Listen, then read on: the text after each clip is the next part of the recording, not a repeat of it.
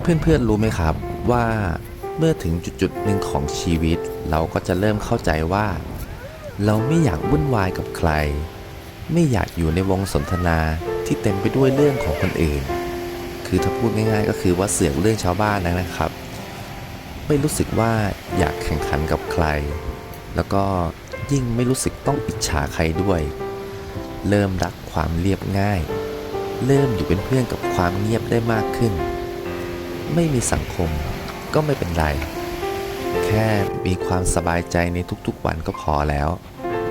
บางวงสนทนา